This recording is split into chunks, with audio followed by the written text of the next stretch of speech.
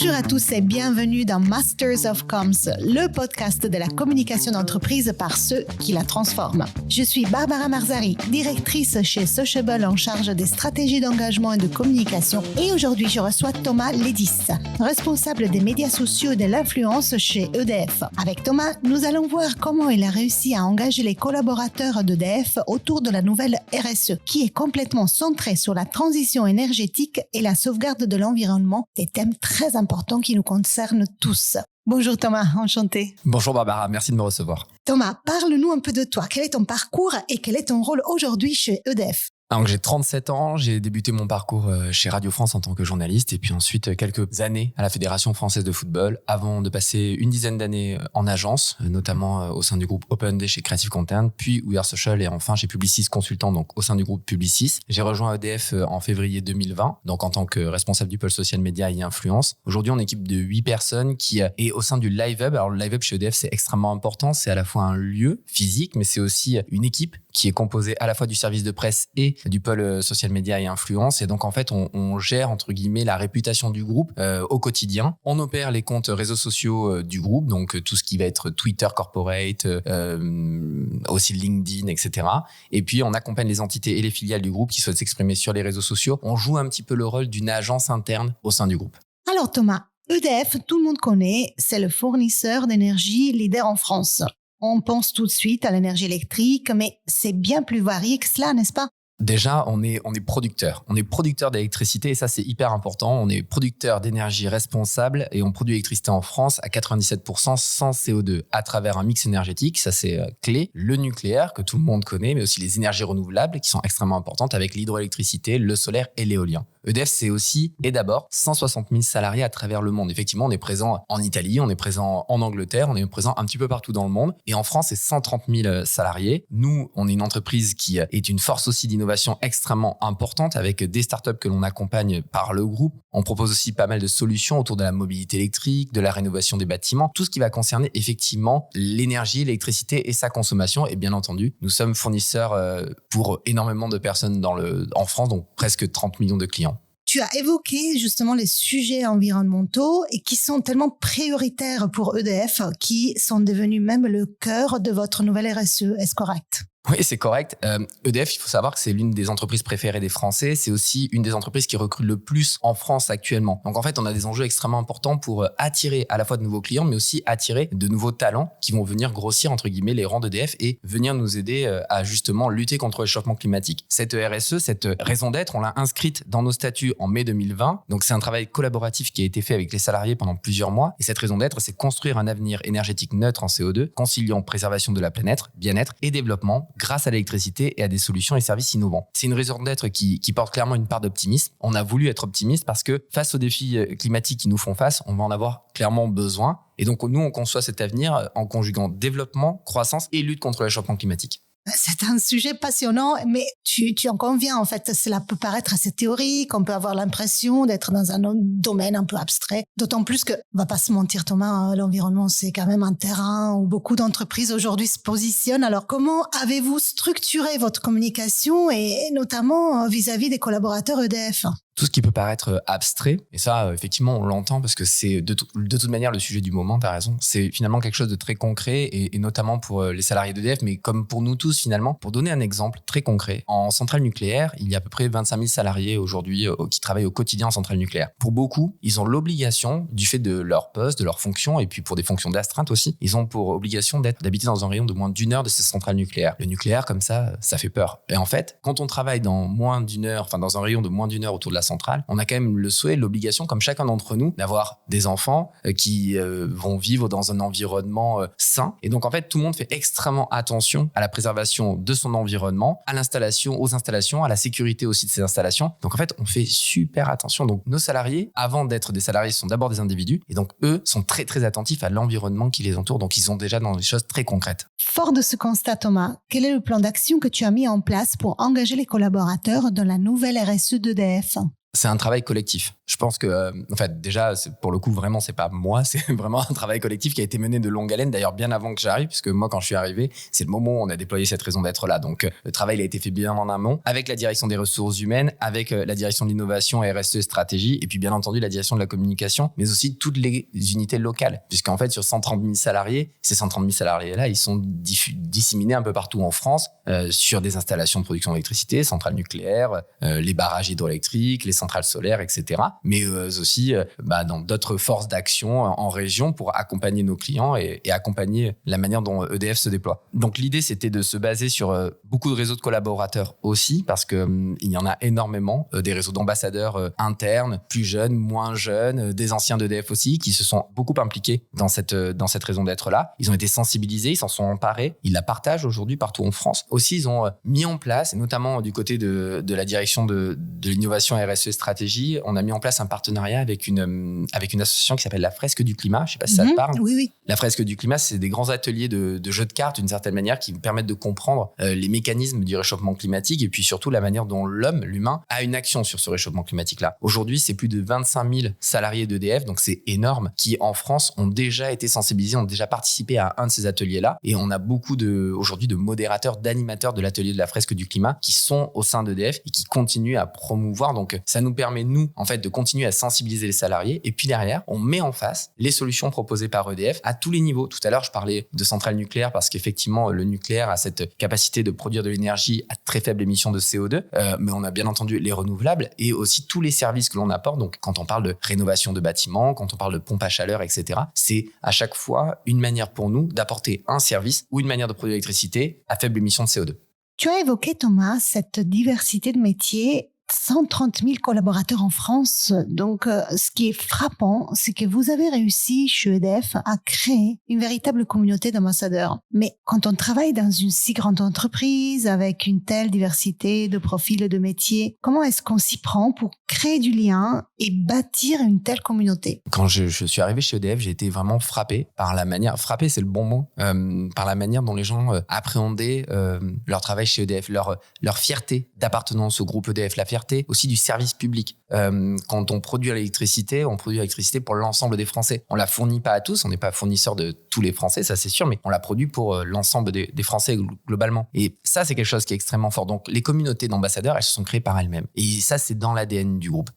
Donc, c'est presque facile. L'important, c'est de donner le bon outil, c'est de les accompagner au mieux, de leur proposer quelque chose qui soit simple d'accès, facile d'utilisation, qui leur permet, sur les réseaux sociaux et ailleurs, de pouvoir partager valeurs et actualités du groupe. Ce que j'aime bien leur dire, et je pense que en fait ils en sont pleinement conscients, c'est qu'en fait chacun de nous, chaque salarié en tant qu'individu est déjà un influenceur, qu'il soit sur les réseaux sociaux ou non. Le dimanche, repas de famille, on est une dizaine à table, en vrai on est déjà influenceur. Quand on reçoit des amis, on est déjà influenceur. Pourquoi? Parce que l'on va parler de nos valeurs, on va parler de notre travail, on va parler de ce que l'on a envie de promouvoir d'une certaine manière. Donc ça, c'est déjà le cas. Quand on a envie d'être sur les réseaux sociaux, ce qui n'est pas du tout une obligation, on a aussi cette possibilité-là, que l'on ait 10 followers, 1000 followers, 1 million de followers. D'ailleurs, moi aussi, je préfère dire parfois que je préfère travailler avec des leaders d'opinion qui vont avoir une communauté réduite, mais un engagement beaucoup plus fort, parce que des communautés très niches, mais qui vont être très attentives et très affinitaires, plutôt que de travailler avec des influenceurs ou des créateurs de contenu qui ont plusieurs millions de followers, et finalement, on se rend compte qu'on touche peu. Donc, l'idée, c'est d'avoir un bon équilibre, de bien leur faire comprendre que lorsque l'on est sur les réseaux sociaux, par contre, on s'exprime de manière publique, donc leur donner aussi un cadre de prise de parole, pour leur dire, voilà, ça, vous pouvez faire, ça, c'est plus compliqué. Et puis ensuite, tout simplement, les accompagner au mieux avec des contenus qui vont être pertinents pour qu'eux puissent les partager. Alors Thomas, la RSE d'EDF est très ambitieuse et très structurée. Une RSE, 4 piliers, 16 engagements. Comment avez-vous fait en sorte de concrétiser vos propos et notamment en termes de contenu social media? On a eu une opportunité assez géniale parce qu'en fait, au printemps 2020, donc comme on le disait tout à l'heure, on a inscrit cette raison d'être dans les statuts d'EDF. Ça a été pour nous un moment clé. Ça nous a permis en fait déjà de poser la stratégie social media et influence, de pouvoir se dire, OK, comment cette raison d'être-là, on va la décliner sur nos canaux auprès de nos audiences actuelles et de celles que l'on veut conquérir d'une certaine manière, celles avec lesquelles on a envie d'échanger, de discuter. C'est le sens même de la présence d'un groupe sur les réseaux sociaux, c'est d'être dans la conversation. Pour le coup, c'est clair, nous, c'est la génération Z, en tout cas les plus jeunes avec lesquels on a envie de converser parce que c'est eux que l'on a envie d'engager avec nous contre le réchauffement de la planète, donc face à ce dérèglement climatique auquel on fait face. Ce qui a été important, c'est qu'on a posé cette stratégie-là, on a simplifié et apporté de la clarté aux propos, on a banni le mot transparence parce qu'aujourd'hui, EDF est extrêmement transparent déjà du fait de tous les rapports qui sortent et on est, en gros, si tu veux savoir quelque chose sur EDF, tu cherches sur Internet et tu l'as, c'est assez lisible. Donc, nous, on a voulu apporter beaucoup de clarté, on a voulu simplifier les choses, comme je l'ai dit, on a voulu être plus direct, ne pas diluer le message. Et puis, chaque contenu, chaque édito, on veut le ramener à la raison d'être ou effectivement à un de ces 4 piliers qui sont neutralité carbone et climat, préservation des ressources de la planète, bien-être et solidarité et développement responsable. Donc, en fait, à chaque fois que l'on imagine un contenu, on essaie de le rattacher à minima à un de ces piliers, voire plusieurs, voire à l'entièreté de la raison d'être que j'ai citée tout à l'heure. Ensuite, l'idée, c'était à chaque fois d'apporter des preuves tangibles de l'action d'EDF parce qu'on est une entreprise qui est extrêmement regardée. Donc, dès que l'on affirme quelque chose, il faut pouvoir apporter la preuve. Donc, heureusement, on a tous ces rapports qui existent et qui nous permettent derrière d'apporter une preuve sur le nombre de grammes par kilowattheure émis par le CO2, émis par le nucléaire ou par l'éolien, etc. Donc, à chaque fois, on est extrêmement challengé là-dessus par les ONG et puis aussi par nos concurrents ou même par des journalistes, etc. On est très challengé. Donc, on a apporté des preuves tangibles dans notre lutte contre le réchauffement climatique. Et puis aujourd'hui, on s'appuie aussi beaucoup, ça parce que c'est le sens de l'histoire, en tout cas actuellement, on verra comment ça va évoluer les prochaines années, mais on s'appuie énormément sur des créateurs de contenu, sur des leaders d'up, qui parlent avec des communautés qui ne sont pas forcément affinitaires avec nous au départ, et en fait qui sont quand même intéressés et sensibles à nos sujets, parfois qui ne sont pas forcément pro-EDF. On essaie de discuter avec des gens qui vont apporter justement un peu de controverse et puis amener un point de vue qui va permettre de faire grandir en fait le point de vue de chacun. Et ça, on le fait aussi dans le but quand même de partager nos valeurs et nos actions. On le fait avec des gens aujourd'hui qui, au départ, n'auraient jamais imaginé être en partenariat avec EDF. Revenons maintenant aux collaborateurs EDF. Comment as-tu évité l'écueil qui consiste dans le fait de percevoir la RSE comme une autre campagne social media? En fait, comment as-tu réussi à faire en sorte que le collaborateur garde l'intérêt et l'engagement sur le long terme sur cette thématique? Déjà, de base, comme je te l'ai dit tout à l'heure, les salariés d'EDF, ils sont extrêmement fervents supporters déjà de leur entreprise. Donc, eux, ils ont vu aussi une opportunité de pouvoir continuer à défendre leur travail, leur action au quotidien. Donc, nous, en fait, on n'a pas fait grand-chose. Ils s'en sont emparés. Ils ont fait vivre et ils font vivre d'ailleurs au quotidien tous ces sujets-là. Ils sont bien accompagnés, bien entendu, par les ressources humaines, par la communication interne, etc. Mais voilà, eux-mêmes le font sans qu'on leur demande quoi que ce soit finalement. Ce qu'ils nous ont demandé, c'était de leur mettre en place un outil simple, ce que j'ai dit tout à l'heure. Et derrière, ce que nous, on a apporté, c'est plutôt un programme d'animation de cette communauté. On l'alimente en contenu à travers plusieurs verticales. On a aussi toute une animation à travers la gamification de l'usage. Donc, on lance des défis, des challenges, on les sonde, on leur demande régulièrement ce qu'ils aimeraient, ce qu'ils ne veulent plus voir, comment améliorer l'outil, les contenus qu'ils reçoivent, etc. Et puis ensuite, on les responsabilise énormément. La curation des contenus, elle vient d'eux. Nous, on s'occupe de la modération, mais toute la curation de contenu, elle vient d'eux. Ça veut dire que ça les implique dans la qualité, dans tout ce qui est proposé à travers donc ce programme qui s'appelle le EDF Social Club pour tous. Donc, quand un salarié d'EDF trouve un contenu qu'il a envie de partager, il sait qu'il va le partager pour tout le monde, donc il réfléchit énormément à la qualité de son contenu, la manière dont le contenu est édité, enfin l'éditorial, etc. Et ça, c'est hyper important, ça les responsabilise vachement. Est-ce que cela a marché? Tu as envie de partager avec nous quelques résultats que vous avez obtenus? On a lancé ce programme-là en juillet 2021. Ça a pris du temps. Quand je dis voilà, la raison d'être, c'était en printemps 2020, donc un peu plus d'un an après, on a lancé ce programme-là, donc qui est le EDF Social Club. Aujourd'hui, il réunit 1500 membres, un peu moins, avec que des membres actifs pour le coup. Donc ça, c'est extrêmement important. Quand on dit membres actifs, c'est à la fois des gens qui vont faire de la curation, mais aussi qui vont partager les informations. Donc on ne dissocie pas celui qui fait de la curation et celui qui partage. Ce sont des membres actifs. Ce qui est important, c'est qu'on a multiplié par presque 4 le nombre de membres actifs VS le programme d'employé advocacy qui existait avant. Donc ça, c'est déjà une bonne chose. C'est 9 mois et près de 15 000 contenus, un peu plus de 15 000 contenus partagés déjà. Et là où, par contre, moi, j'ai été assez impressionné et ça revient revient à ce que l'on disait tout à l'heure, au fait que finalement, chacun est influenceur. C'est qu'on a quand même plus de 10 millions de personnes touchées en 9 mois. Donc oui, c'est un succès. En tout cas, c'est un premier succès qui mérite clairement d'être confirmé. On est en pleine campagne de recrutement. On s'y attelle au quotidien avec mon équipe. On a un objectif qui est extrêmement ambitieux, qui est vraiment d'augmenter de manière importante le nombre de membres de ce EDF Social Club pour en faire en fait une véritable force de frappe, j'allais dire, contre le réchauffement climatique, parce que c'est ce qui est important pour aujourd'hui et pour demain. Concernant le réchauffement climatique, d'ailleurs, vous venez de mettre en place une belle initiative chez EDF. Tu peux m'en dire un peu plus, Thomas ? Je pense aussi qu'il y a une problématique à laquelle on doit faire face. On en a beaucoup parlé ensemble lors de notre échange. La problématique de la lutte contre le réchauffement climatique. Et aujourd'hui, on sait l'impact du numérique. On sait qu'aujourd'hui, le numérique, je crois que c'est plus important que le trafic aérien en termes d'impact d'émissions carbone. Aujourd'hui, on a cette responsabilité en tant que groupe de montrer aussi l'exemple au niveau numérique. Donc, dernièrement, on a lancé les dates limites de diffusion. Ça veut dire qu'aujourd'hui, toutes nos publications, elles ont une date de péremption. On considère qu'à partir de X mois, X semaines, même pour certains, on peut les supprimer parce que l'actualité est passée, parce que en fait, elles n'ont plus d'intérêt d'une certaine manière pour les communautés. Il faut avoir en tête qu'un tweet, aujourd'hui, c'est moins de 10 minutes de durée de vie s'il n'a pas d'engagement. Il faut qu'il y ait un engagement pour déjà que ça dépasse les 10 minutes. Donc, ça va très, très vite. Et donc, nous, on a fait ça. Ça veut dire qu'on a supprimé plus de 12 000 tweets et si j'ajoute le reste des contenus, c'est vraiment énorme. On a complètement revu notre présence sur YouTube aussi. Donc, on a fait le ménage. Tout ça pour réduire notre impact carbone, pour donner de la lisibilité aussi à nos audiences. Et on continue à le mettre en place. Donc, jusqu'à la fin de l'année 2022, on met en place les DLD. Et donc, en supprimant petit à petit les contenus passés. Et donc, normalement, si on a bien fait notre job, à la fin de l'année 2022, on n'aura plus que des contenus qui ont une durée de vie de maximum 1 an sur nos plateformes, sur nos réseaux. Donc ça, on essaie de le faire, de montrer l'exemple. On espère que d'autres groupes vont nous rejoindre et vont prendre cet engagement-là aussi parce qu'on y croit fortement et on y croit avec mon équipe parce qu'on a envie d'être vertueux et de montrer l'exemple aussi au niveau du groupe. Donc, rappelons-le, concrètement, moins de contenu sur les réseaux sociaux, ça veut dire moins de contenu stocké sur les serveurs et donc moins d'énergie consommée. C'est une vraie cohérence entre vos engagements RSE et les actions que vous mettez en place en interne, notamment ici dans le social media. De toute manière, si on veut sensibiliser les salariés, si on veut que les collaborateurs soient avec nous, si nous, on ne montre pas l'exemple, ça ne sert à rien. Ça veut dire aussi de se l'imposer à soi-même. Maintenant, Thomas, imaginons je suis un responsable de communication et je souhaite engager les collaborateurs de l'entreprise autour d'une nouvelle RSE. Quels seraient les 3 conseils clés que tu me donnerais ?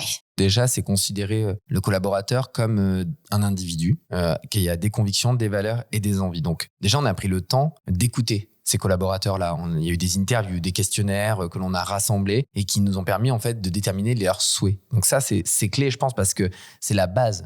Si on propose un outil à des collaborateurs pour lequel l'usage n'est pas adapté, je pense que c'est mort-né. Donc déjà, on a écouté. Ensuite, on a beaucoup sensibilisé. Ça, c'est une certitude. Sensibiliser sur leur capacité d'action aussi, parce que pas que sur le réchauffement climatique, ils le sont déjà beaucoup, mais sur leur capacité d'action à eux promouvoir en fait ces messages du groupe. Et puis derrière, l'accompagnement. Donc tout ce que je disais tout à l'heure, notre capacité à leur donner un outil simple, l'animer cet outil, et puis les accompagner de la manière par laquelle ils peuvent s'exprimer sur les réseaux sociaux, à la fois dans le cadrage, et puis aussi en leur donnant des bons tips. Je sais pas moi, mais le nombre de caractères sur Twitter, le bon hashtag, etc. Donc ça, c'est des choses qui sont assez importantes. Donc allez, 3, écoute, sensibilisation, accompagnement.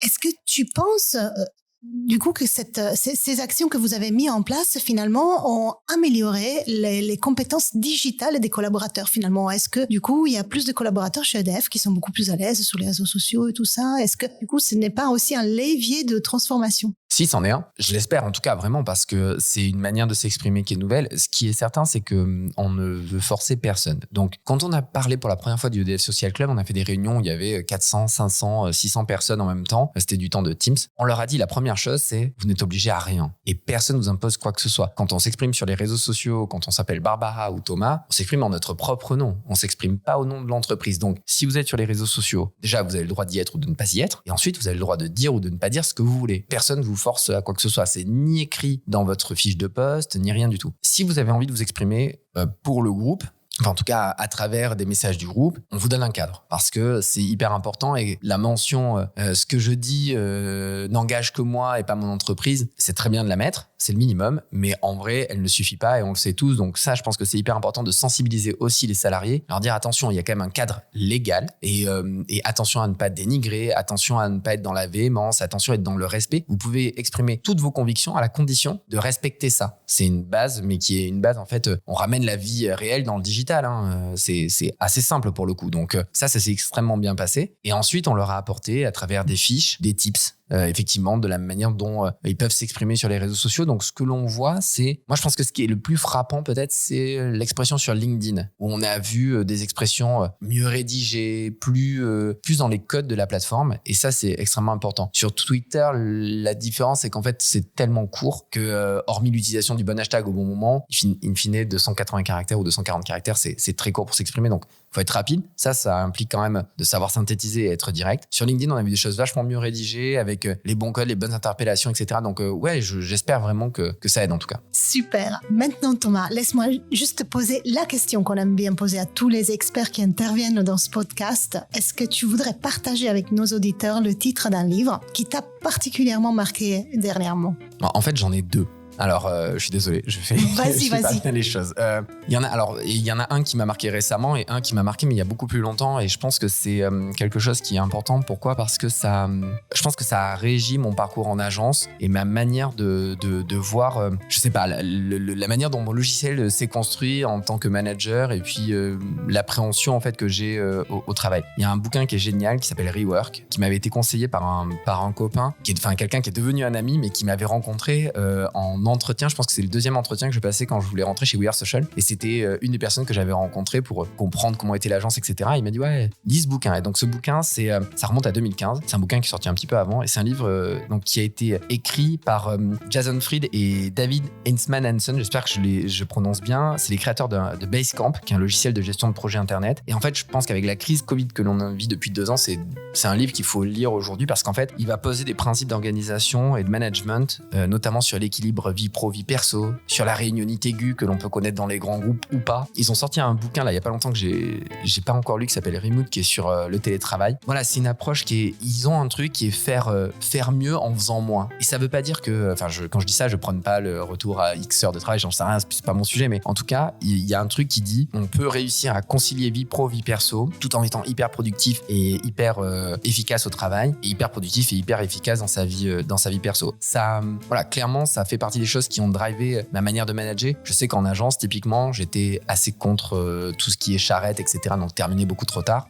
Et j'essaie aussi, chez EDF, de caler des choses, type des réunions qui font peut-être que 30 minutes ou 1 heure, quand parfois les créneaux choisis sont de 2 heures. Donc on essaie d'être plus efficace. Alors c'est des réunions qui sont parfois plus denses, mais peut-être que ça marche mieux. Je sais pas, mais en tout cas, moi, c'est quelque chose qui m'a beaucoup aidé et accompagné dans mon parcours. L'autre bouquin, c'est parce que j'ai une attache particulière au monde viticole de par ma famille. Et dernièrement, j'ai reçu une BD de Benoît Simat et Daniel Cazenave qui s'appelle L'incroyable histoire du vin. Et en fait, il y a beaucoup de bouquins et de livres aujourd'hui sur à peu près tout. Et j'ai trouvé que l'approche illustrée de la BD, donc en fait, on suit l'histoire de Bacchus, donc le dieu du vin, à travers toute l'histoire du vin d'il y a très longtemps, bien avant notre ère et jusqu'à maintenant. C'est hyper documenté, mais c'est hyper clair et c'est super cool à lire. Et à la fin, on sort, on se dit bah ah ouais, on a passé un super moment et on a appris plein de trucs. Donc voilà, c'est les 2 livres que j'avais envie de partager avec toi. Merci beaucoup Thomas. Donc on voit l'importance aussi encore une fois de l'image et du storytelling. Merci beaucoup Thomas d'avoir partagé avec nous ton expérience. Merci à toi de m'avoir reçu. C'était Masters of Comms, le podcast de la communication d'entreprise par ceux qui la transforment. Retrouvez-nous dans le prochain épisode. À bientôt.